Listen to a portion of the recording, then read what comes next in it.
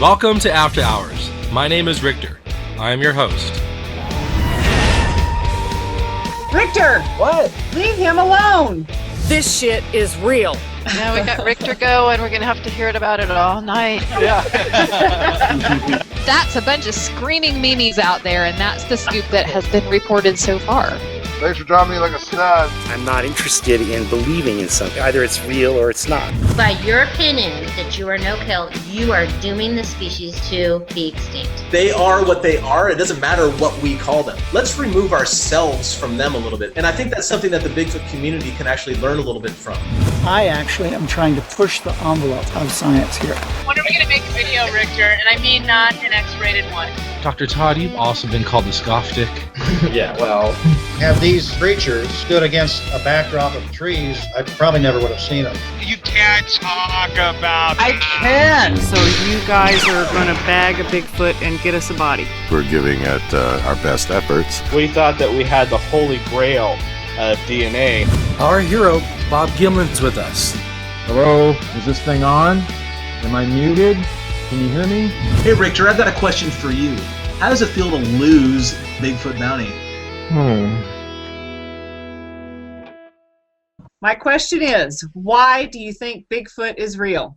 Rictor does put a lot of effort into his costuming, doesn't he? Yeah, well, I mean, by effort, if you mean bending over and picking up whatever's on the floor. My. Well, in my opinion, After Hours with Rictor is the #1 Bigfoot webcast. What's your name again? Don't piss Rictor off. Although they still haven't gotten sight of Bigfoot, one local organization captured some cool animal footage on their Bigfoot trail cameras. This footage was sent to us by the Bigfoot hunting group Bluff Creek Project. In the video, a very rare ringtail cat, bobcat, and a bear. The group is the largest Bigfoot research project in the world and operate 20 trail cameras on Bluff Creek near the Patterson-Gimlin film site. The group says they've been trying to catch sight of Bigfoot for the past 3 years.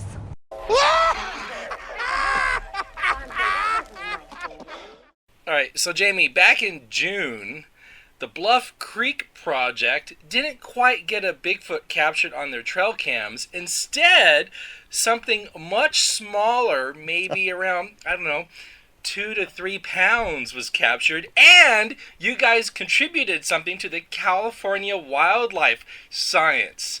What was it that was caught, Jamie? Well, we caught a subspecies of Pacific marten, at the time known as a Humboldt marten, and that subspecies had been thought to extinct in 1996. The thing is recently, as recent as 1 month ago, they did a DNA study, and they found it to be genetically similar to the coastal marten subspecies. So then grouped the two subspecies together.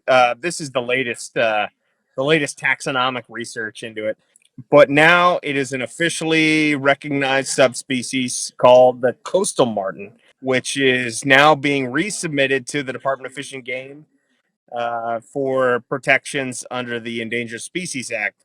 There are several places and several entities that are trying to sue the Department of Fish and Game to get them to put it on the endangered species list. But we'll see how it goes. That was actually about 2 weeks ago they did that. So it's still brand new. It's just happening.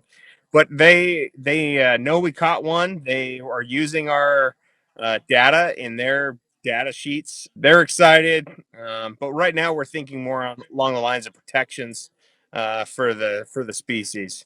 I remember my biology class in college, and the teacher said something that's always stuck with me, and it's been, quite a few years.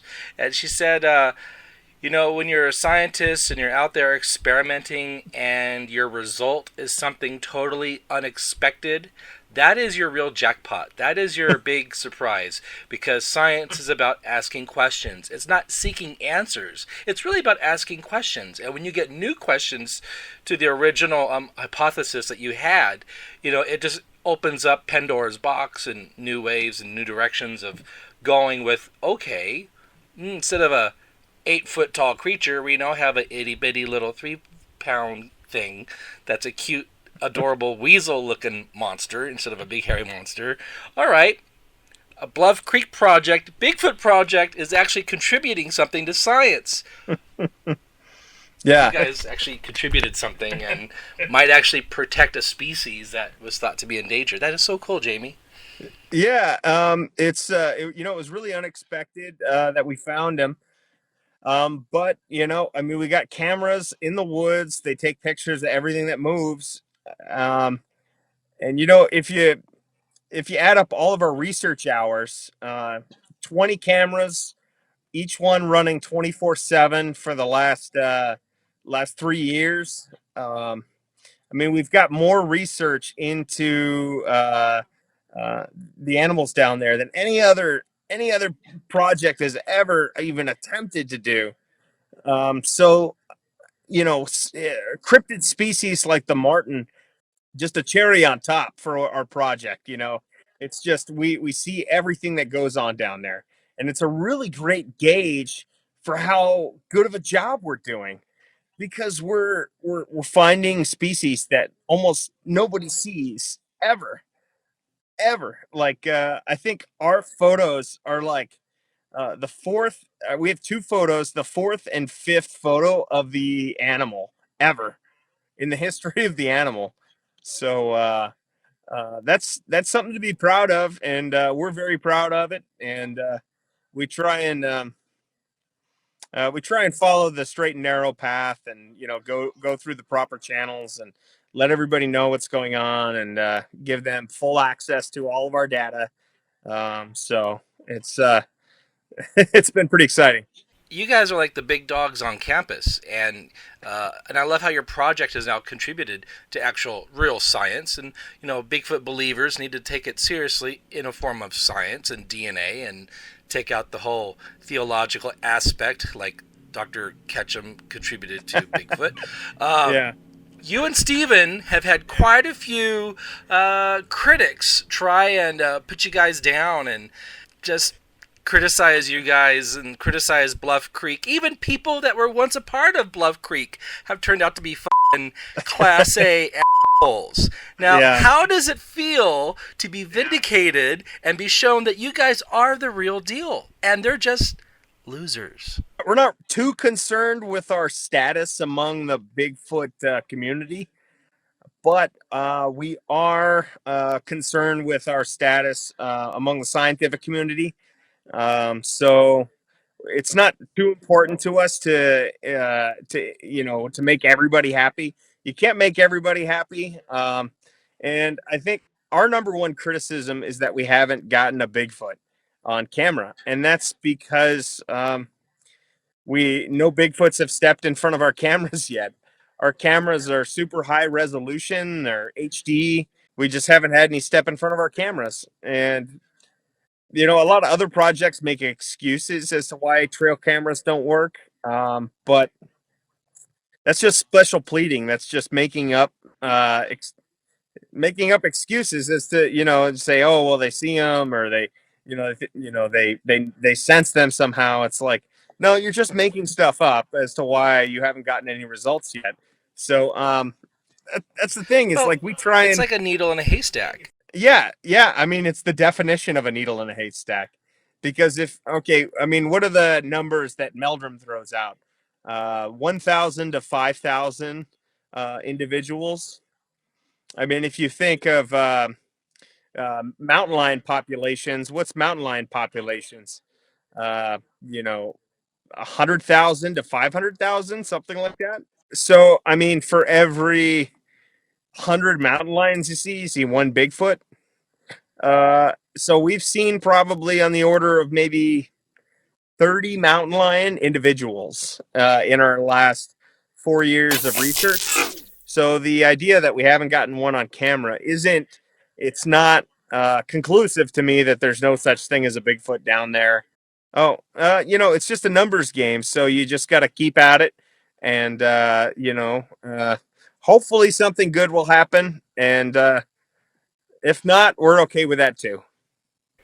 Well, your cameras not only have captured mountain lions, bears, a marten, but also a homosexual. Yeah, they definitely got you. Uh, I remember. Did you did do you have the footage of that from that? I can upload it. No, but you do, I and think we'll there put was it over pelvic here. thrusts involved, and I'm not I sure. think there's dancing. No, it was But dancing. It it wasn't was really sexual. great because there's like I've got the footage of like a mountain lion like drinking out of the pond, and then it's just you like farting around, like standing in front of the pond. It's pretty funny. I'll send it to you to make sure. It's probably gonna be down here somewhere, right there. See, you can see it. There's the video. Yeah, you know how it is. The past year, you've gotten married. Congratulations. Oh, thanks. Yeah. Yeah, it's pretty exciting. We've been together for a long time, so she kind of grounds me because she doesn't believe in Bigfoot at all. So, yeah. But that's totally fine though. But she comes out with us to Bluff Creek sometimes and hangs out, so it's pretty fun. Okay, Jamie, do you want me to ask you anything about the recent investigation you were a part of up in Southern Oregon? I was hoping you. Or do you want to save that for another time? No. We should do it. Do you want to save that for another time? No, we're good. You want to? Okay. Yeah. So, Jamie, you've recently expanded your research into another state, Oregon, the southern portion of Oregon near Grants Pass. Yeah. Can you tell us about it? Well, we went to SOHA.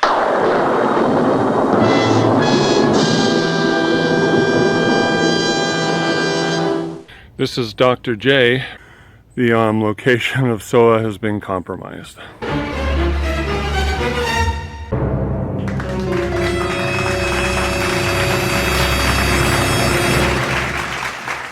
I guess I can start from the beginning. So, about 2 years ago, we were trying to figure out where it was.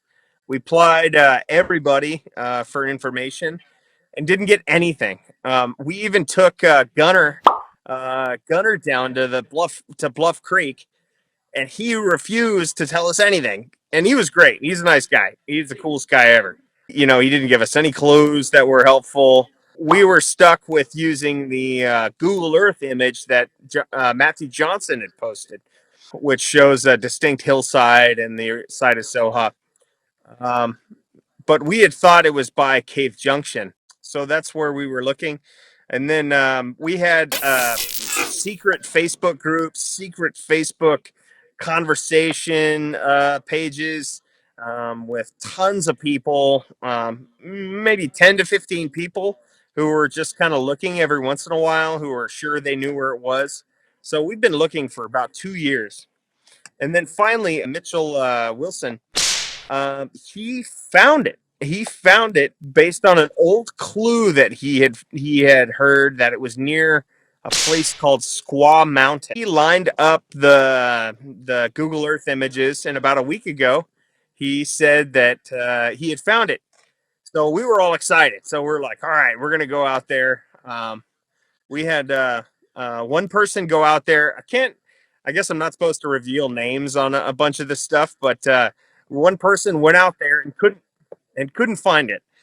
So this person couldn't find it and indicated that the roads were really bad and you needed a 4-wheel drive. So I drove up from Humboldt County, about 2 hours away. Was able to drive my 4-wheel drive all the way up there with Steven Streufert. Steven came up and, I drove up. Steven came with me. We drove up the roads and we found it. Reverse it. Okay, put on those windshield wipers. Heading up the road here with Jamie at Bluff Creek Project side project. Operation Finding SOHA. This is the last less than a mile heading on up. You can see shitty road. Very bad. Living up to the descriptions of the minions who've been brought here. Holy moly. What do you think of this, Jamie? Yeah, it's kind of fun. Yeah, okay. I'll take his word. It in a small vehicle. Take his word for that. Ooh. It's only about 20 minutes from the highway. It's in a town called Wilderville. It's actually next to a bunch of houses, which are huge marijuana grows. Huge, just giant pot growth. So I just rolled up like I own the place. Just burned my tires a couple of times driving by the places, and no one cares. Everyone's like, "Oh, he's just some hunter or something," And we drove all the way up there, and it's the least squatchy place that I know. It is horrible. It is like the worst place to look for a Bigfoot. It is by houses. We were up there. We took the 4-wheel drive road up there, and there's houses everywhere. So you can hear dogs barking and tractors and lawnmowers, and it's just horrible. The freeway. Yeah. Why the fascination with SOHA? There is an individual by the name of Dr. Matthew Johnson, who was a psychologist, who had an extraordinary sighting in the early 2000s with his family while out hiking near the Oregon caves. In the vast remote forests of southern Oregon, local psychologist Matthew Johnson had what's been called one of the most credible Bigfoot sightings of the last 20 years. Less than 70 miles from the most famous of all Bigfoot encounters at Bluff Creek, California, Johnson says he saw the creature on a remote trail at the Oregon Caves National Monument, a popular tourist destination. 8 years later, the Daily Courier and thedailycourier.com took Johnson back to the exact spot where it all happened. This is the tree, right here. He described the animal he saw as an upright walking ape-like creature more than 8 feet tall with long dark brown to black hair covering its body, weighing 700 to 900 pounds. He returned to the scene during the same time of year and same time of day to tell his story and possibly catch another glimpse of the creature that he says changed his life. Everything that I knew about the great outdoors came crashing down. I'd never been so scared in my life. The encounter spurred Johnson to begin gathering research on Bigfoot through expeditions into the Oregon wilderness. For the first time on any broadcast, we'll examine actual video footage from those expeditions and interview the investigators who looked into Johnson's sighting. I did find what appeared to be at least one track. Scale of 1 to 10, I'd give him a 10. As a matter of fact, he seemed very credible. Finally, Johnson will reveal what he calls indisputable evidence that the creature calls this area home. To see all of this half-hour documentary program, plus bonus footage of Bigfoot expeditions and interviews, visit thedailycourier.com/Bigfoot. And since then, it has blossomed into a story of tremendous wild fantasy. Yeah. Yeah, wild fantasy. It just gets more elaborate portals, as time goes on. Interdimensional doorways. We have gate guardians, telepathy, cloaking. All the extremism that's associated with Bigfoot is here at this location called SOHA, which means Southern Oregon Habituation Area. There's a portal opened up, and you look into that portal, you can see red sky, dark vegetation, and there's these 2 little, about 3 foot tall hairy beings with glowing red eyes guarding the portal. Well, that night, I'm sleeping, and you've heard of mind speak, right? Well, they enter my dream. The adolescent male says, "It's okay, that's just a portal, and those are 2 guardians who are making sure you guys don't go into the portal." So they're scaring you away. And when he has taken people there, he has made them allegedly sign an NDA. However, the land is not private, is it, Jamie? What's the land? No, it's BLM land. So, I mean, the NDA doesn't matter. I guess it's just kind of a scare tactic. that he was using. So, I mean, obviously he wanted the site a secret because if we were going out there, we would understand what was going on really quick. Honestly, I think Matthew's really manipulative. He manipulates people who are weak-minded, and he's convincing them that he's seeing things down there. I mean, he's obviously not seeing them. He's posted that these stumps are Bigfoots over and over and over again, but it's clear you walk right by them on the trail. You could walk right by all the stumps. So he has walked by these stumps 100 times, and he takes photos of the stumps behind him and says they're Bigfoots, but they're not. They're just stumps. He's just trying to convince people there's something there.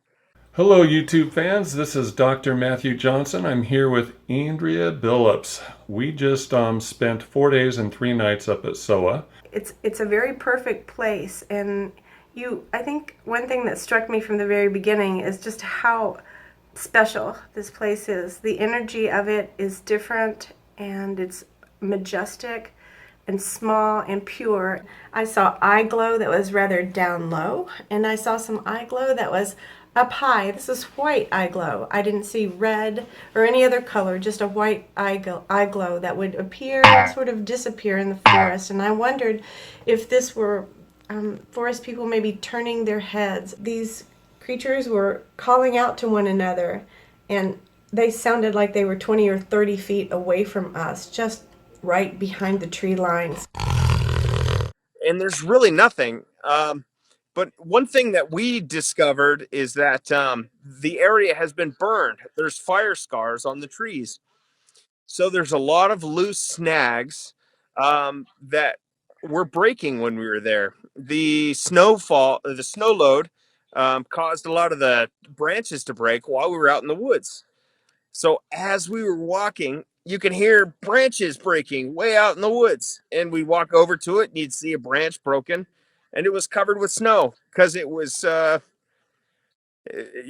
load breaks the branches. So, I mean, I could definitely see where he would get, freak people out by that kind of noise or hear something in the middle of the night. But all the branches are old and dead and burned out. So, I mean, they're breaking all the time.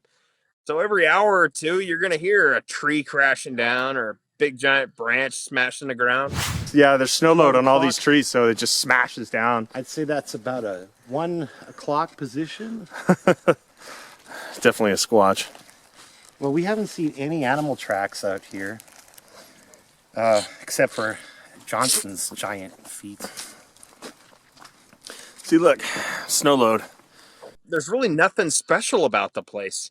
We're used to going out into the most remote, beautiful, and amazing areas that are just full of wildlife. And SOHA is the opposite of that. There's nothing there. I mean, there's no mountains.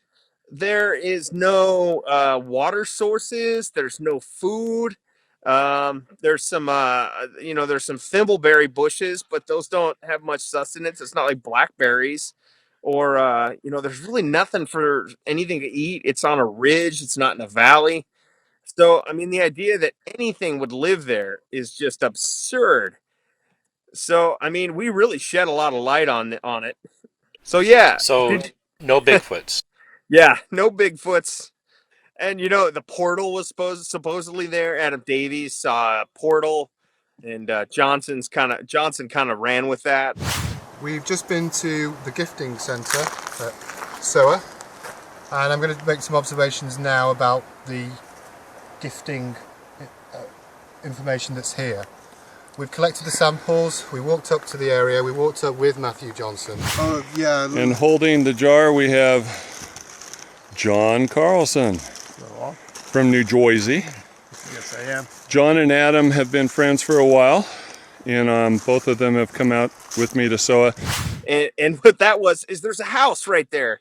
There's a house down the hill. You can see it when you look. The thing is when you look downhill through the woods, you will see the house really low at the base of the trees, shining through the trees.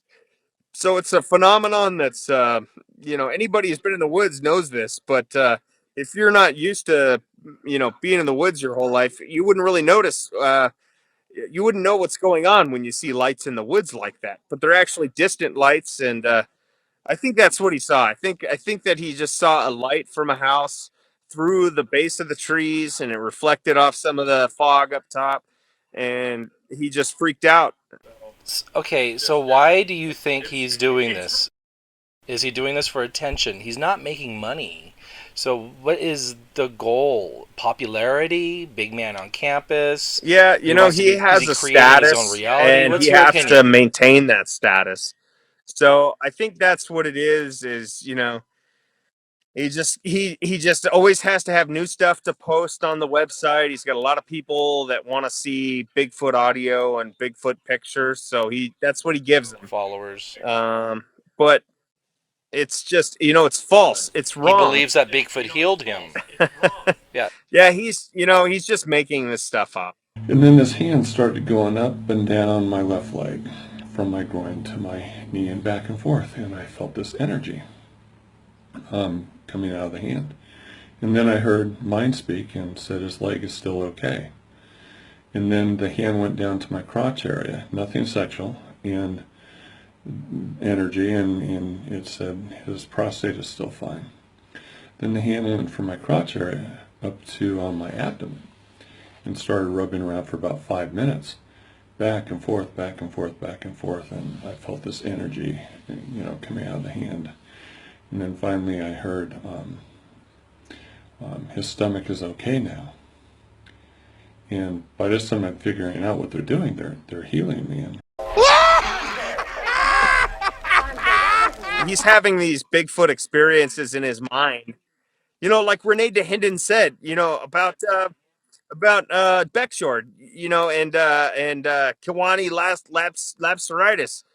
You know, it's like, who's interested in Bigfoot in your mind? I don't care about Bigfoot in your mind. I want to see Bigfoot in real life. You know, like, you know, he's having all these experiences in his head. it's like I want to see the thing, you know. I don't want to see him in a dream, you know.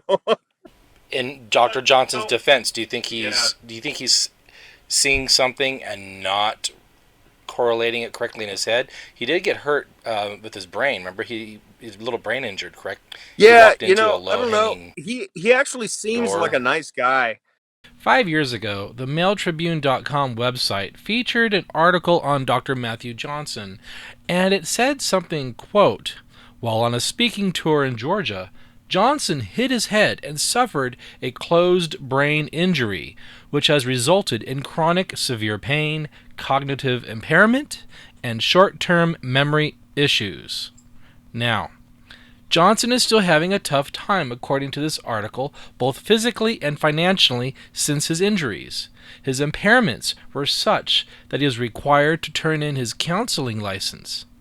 But last August, the Oregon Board of Licensed Professional Counselors and Therapists released him to begin speaking engagements again.